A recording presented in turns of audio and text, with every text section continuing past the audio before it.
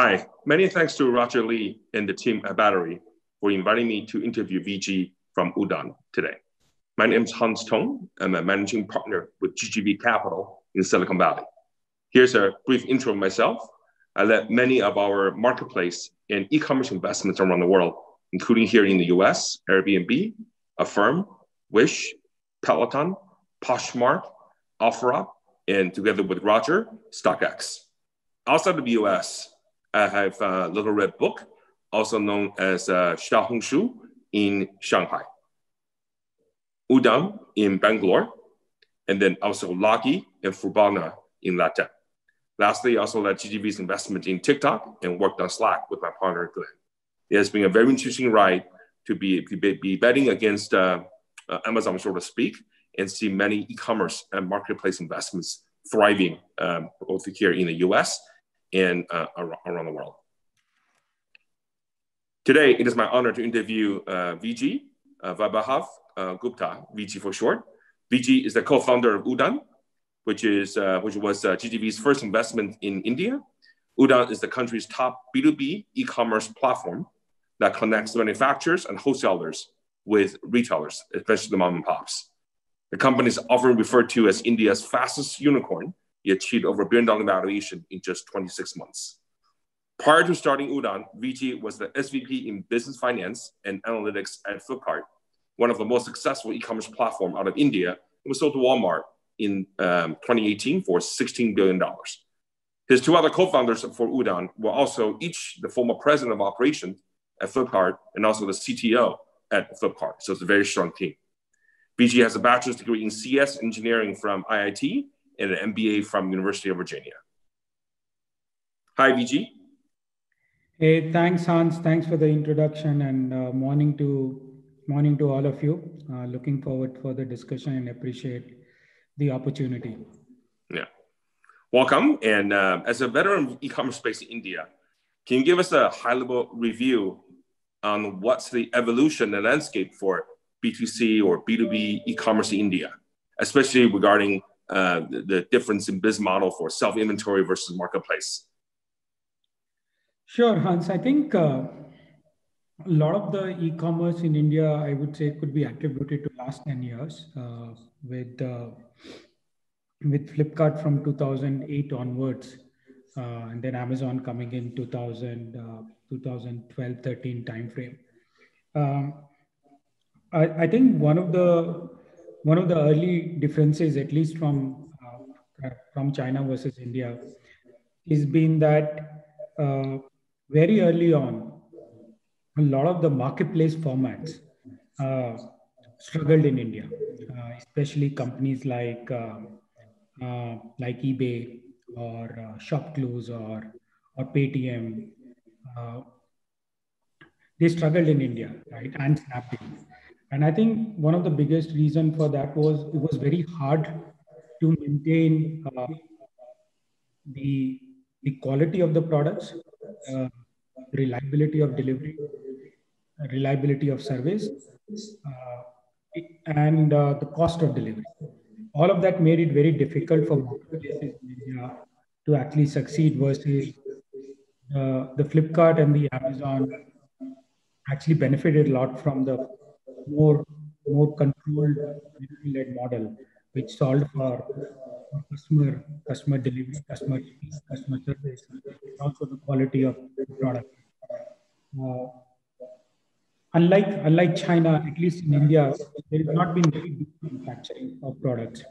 So the quality and the price points of products available in India were actually they were actually more on the quality and the pricing. Those marketplaces weren't able to build a lot of customer retention. So that was the early journey of the e-commerce in India, where it shifted a lot more to a vendor-led format than the pure marketplace formats. That was the 2010 time frame of the Indian marketplace. Well, VG, you need to speak closer to the mic, or else it's hard to hear. Okay, fair enough. So I was saying from 2010 to 15, and is this better, Hans? Yes, much better. Okay. From 2010 to 15, that was the journey of sort of inventory-led models getting better on customer service and retention and reliability. I think from 2015 onward, there has been a large change in this country, which is largely led by mobile internet. Right. What has happened is mobile internet has gone through the country far more deeper than web internet. For most of the consumers in this country and businesses in this country, they have skipped the web internet completely. They've just gone to mobile internet. And you know this, Hans, like India is a very, very, very fragmented country, right? The GDP per capita is still low, and trade chains and commerce chains are very layered and fragmented. Mobile came up with a lot of opportunity of access, right? And I think over the last 5 years, we have seen a lot more new models, especially in the B2B domain, sort of come up in India. We have seen a lot of companies trying to leverage the fact that large fragmented small businesses and entrepreneurs in India, right? India has close to about 150 million small businesses and micro entrepreneurs. That's a very large sort of segment of businesses, right? Now all of them are connected on internet. So it is opening up a large new format of sort of commerce to be enabled in the country. What we focus on is to small B2C. That's where Udaan has been. But I think last 5 years I've seen a lot of evolution of new models of commerce in country, which I think will be much more deeper in terms of the access and depth of serving this country. And I think obviously a lot has to be figured out. Yeah, for those in the US who have seen Amazon expanding into wholesale, and then see an X Squared team Fair raising quite a bit of capital over the last couple of years.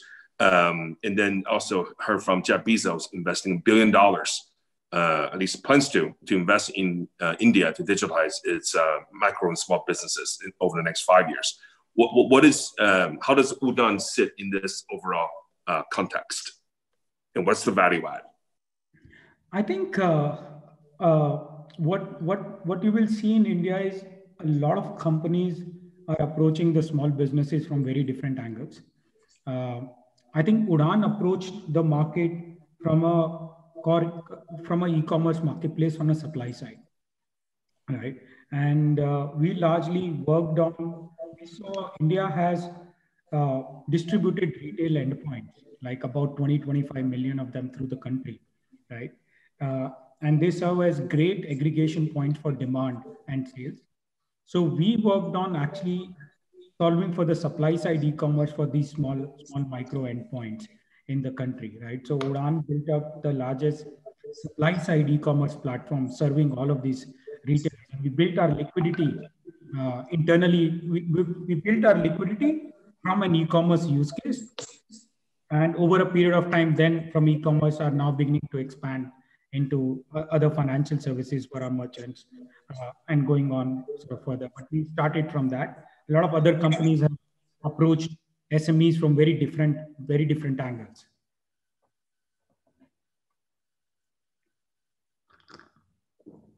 Hans, you had a successful run at Flipkart. How did you guys decide that you want to do Udaan? And why is B2B commerce in your mind could be potentially more interesting or have bigger impact than B2C commerce in India? I think, to me, e-commerce in India generally is going to see a huge upswing. As a country, we haven't had large modern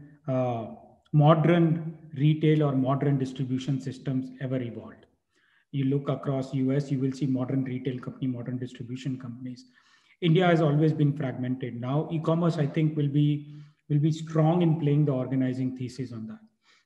Having said that, there are some very strong realities about India, right? The price points in India, if you look at, GDP per capita is still under $2,000, right? About 65% of the country is still rural, right? And ticket price in the context of consumer retailer, the average and the median ticket price in this country will be under $4 or $5, while the transport cost in this country as a percentage of GDP is still very high. So what we saw in Flipkart was we saw a lot of adoption in Flipkart very quickly in metro cities, and especially in more branded segments, more larger price segments.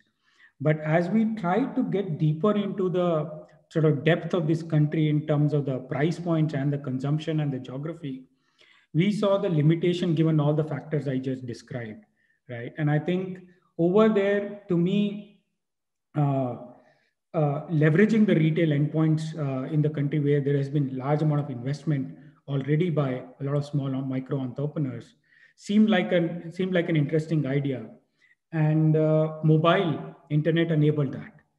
Prior to mobile internet you couldn't, but now that you have, you could enable that, right? So I think uh, to me the belly of this country in terms of its demand and its price points, right? The B2 small b model of e-commerce has much stronger natural product market fit than a standard sort of direct access sort of B2C model. Obviously there'll be points of convergence, but I think that is one of the biggest things we saw in terms of the depth of the market in India, largely rightly getting addressed by a B2 small b model in sort of today's and over the next, so at least 5 to 10 year time frame.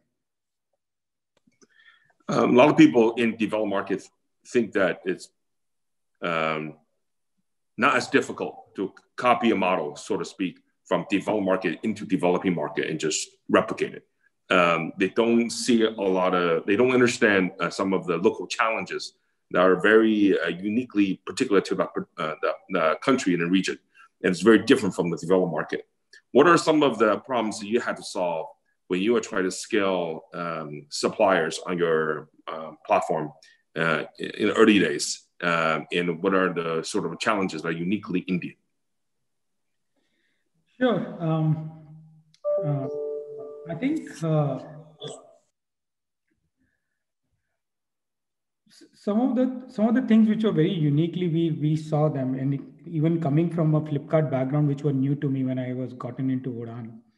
One was we were operating at core unbranded segment of the country, like you can say very tail and very low price points, right? Those manufacturers of those products and buyers of those products were not exposed to e-commerce, right? So being able to actually build a platform which can solve for discovery and e-commerce of large unbranded goods, right? There was a lot of first time education to manufacturers and buyers in terms of how to buy online, right? How to start trusting, building the trust on the return policy of the platform took us a lot of time initially, and we worked through in the very first 18 months of our journey, we worked with samples of physical products with us when we were onboarding buyers to actually build the trust, being able to sort of buy online, right? And that's a fairly unique thing, at least based on what I've seen, because you're operating in a lot of unbranded segments of goods. I think the second thing which is very unique to India is if you talk to any big FMCG player in the country, right, who has grown up, right, they will talk about how important or competitive is the strength of distribution in this country is, right? And as you get into small business commerce, one of the things you have to solve out is ability to collect money from them. Because once you start getting into e-commerce relationship, you start getting into a rotation of the money, right? Your ability to actually collect the money is one of the strong new capability we had to build, right? And I think the reason I'm highlighting is I've seen that these are very uniquely Indian problems, large value add if you do them, strong capabilities. But I haven't seen, as you said, some of the more established players sort of looking at them in a very native manner to actually build them ground up, right? And I think that's very important. Very important to actually solve for the too small b commerce in the country. One thing we noticed is that in the more developed markets, companies tend to be either very product focused or they innovate on business models. Some are very operational intensive in the early days. You're building something that needs a lot of expertise in logistics, in credit management, in tech, and also user acquisition.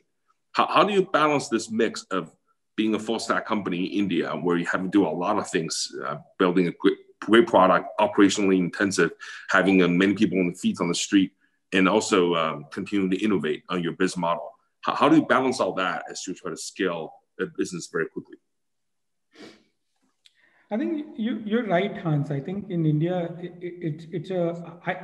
I believe like our thesis is that in India, where the structure of the commerce in India is, you need to really build horizontal e-commerce platforms. Otherwise, you can't really scale the business to a sizable level, right? Coming from Flipkart, we had seen a lot of power of logistics and payments and commerce being working together to build a durable business model, right? And you can say that we had a lot of that intuition walking into Udaan. We also were lucky to actually have a very, very strong team to seed Udaan. Most of those people were early scale, early seed team at Flipkart, and who helped scale the e-commerce in the country, right? So we had an ability to work on multiple threads in parallel, right? And we started with the thesis that you actually need to have commerce, lending, payment, and logistics solved together for buyers to create the repetitive effect. Like, we haven't talked about this. One of the biggest difference between the B2 small b e-commerce and the B2C e-commerce is repeat factor, right?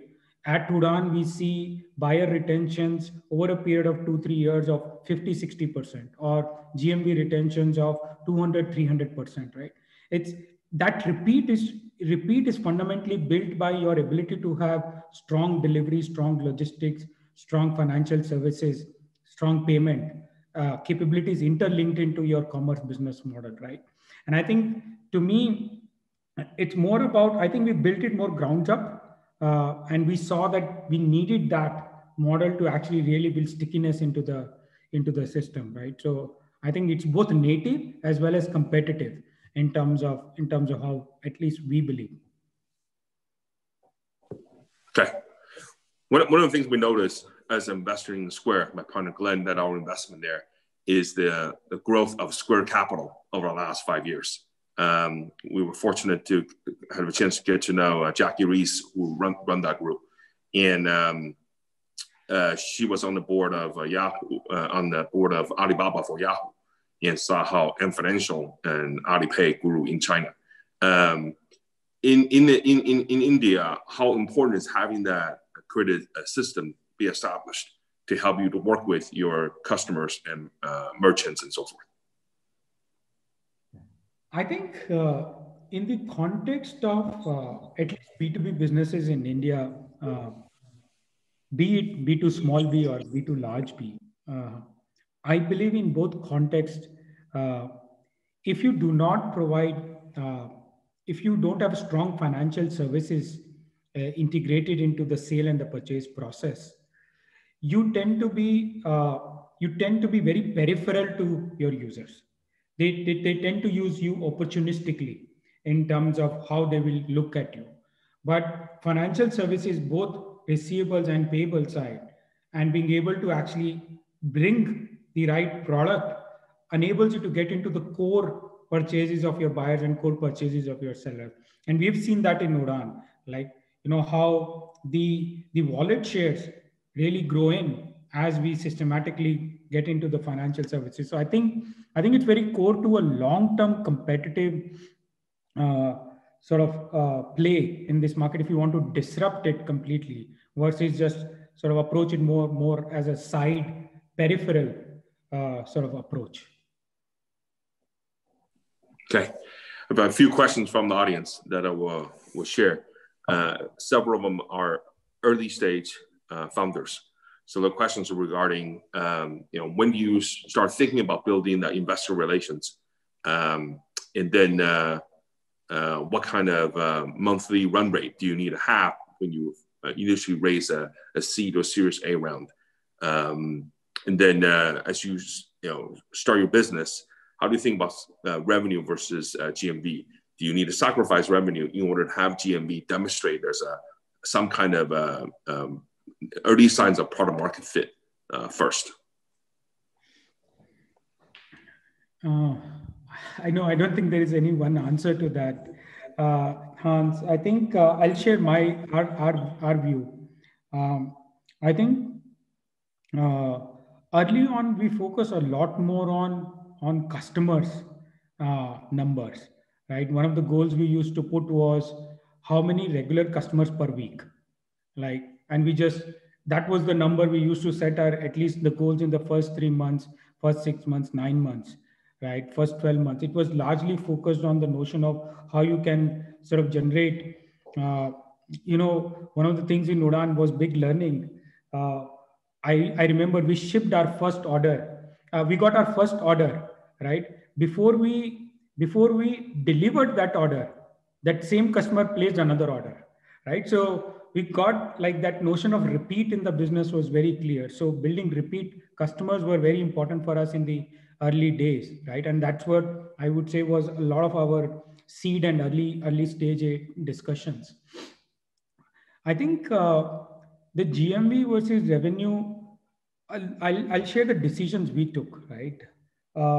Very early on, coming in the context of India and trying to build a mobile-based B2 small b e-commerce, one of the big things we had to sort of really validate for ourselves and as well as for our investors, that although the offline market is large, but do you think it can be a large e-commerce market, right? So we actually, in the first year and a half, we went after more horizontal scale, more adoption of the platform to test the limit of the scale, right? And I think that after a year and a half, 2 years, we started seeing a lot more conviction about the product market fit, like it's an e-commerce product and it can scale large, right? And I think there has been a journey since then to then now what should be the monetization model and why it should be the monetization model, right? And have gone into a bit more of sort of focus a lot more on driving revenue. So I think for us, our journey has been scaled to establish the reality of the product market fit and the reality of the market scale, and then sort of leading into the revenue models into this. I think for India, the revenue models were already there. I think for us, we need to sort of build the potential revenue potential was already there in the market we are operating in, right? I think for us, there has been a lot of learning to sort of tinker and create our right monetization levers for us. So it's been a bit more sort of phase oriented for us. Yeah, another related question would be, obviously many people are affected by COVID-19. On balance, it has been good for sort of moving from offline to online and adoption of digital economy technologies. How has COVID-19 impacted you, and how do you explain the growth potential and trajectory to investors that you talk to about what will happen post COVID-19? I think to answer that, two things are important. Right? One is to answer how COVID has impacted our customers first, and then our customers and our sellers first, and then how it has impacted us. What has been seen in India is that small businesses have shown very strong resiliency. If you look at some of the markets, especially in essentials like grocery and pharma, the unorganized trade has actually gained share over and above the modern trade through the COVID times, right? Just given the ease and convenience and sort of the small isolated nature of the shop, right? So I think our buyers have been really resilient, but at the same time, our brands and sellers have had hard time reaching to the buyers given their existing channels offline channels have been disrupted, right? So we saw pull from both customers as well as sellers in terms of sort of moving into organic adoption. At the same time, if you look at most companies in India, there have been a lot of disruptions of operations, and we also went through that. Like most of our warehouses were either in containment zones or stuck with labor supplies, right? So there has been this net mixed effect where you see organic adoption on the both side of your platform, but the supply side sort of having a lot of disruptions for us. What we have seen is what has helped us, Hans, is that we've been able to sort of go into granularities. We've been able to see cities and categories and geographies where we see limited impact of disruptions, and we saw strong market share growth, strong growth trajectories, right? Versus, and our ability to isolate them out and use them as a way to sort of focus our investments and choices as well as our arguments going forward has been the key behind how we think about COVID. And COVID is still not over in India. It is still in that sort of, the second stage and likely going to take much longer. So I think granularity of looking at things differently has helped us sort of make choices about what's the impact, what's not. Yeah, the last few questions are related to, I guess, to me, the investor, but I'm going to put VG on the spot as well. One of the questions is, what is VC's value add besides just giving money? What are the things that you have seen VC have done that are helpful to you in your growth, both in Flipkart as well as in Udaan? Sure. I think to me,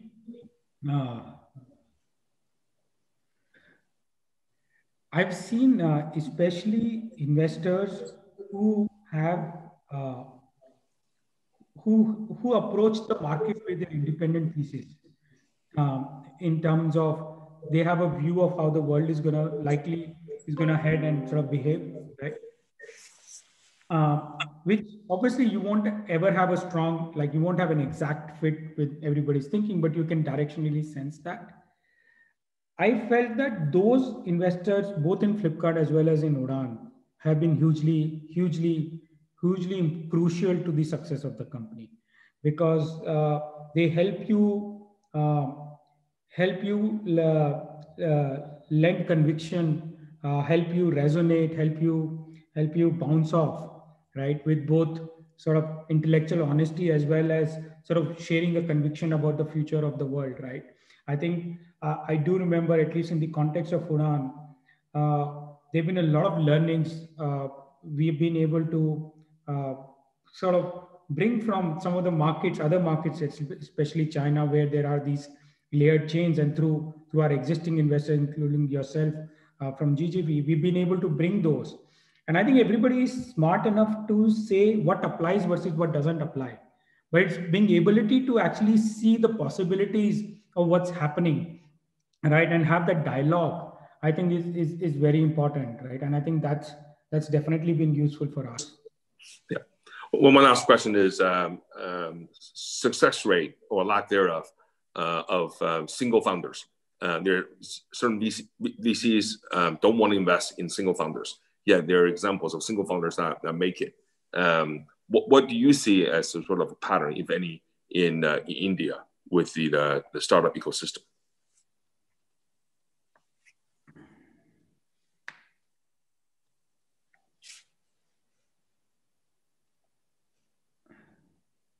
I think a general pattern, especially over the last, I think the first phase, if you say the first version of Indian startups, a lot of startups got started by college friends, like people who were in the same class coming out of, and they started working together, right?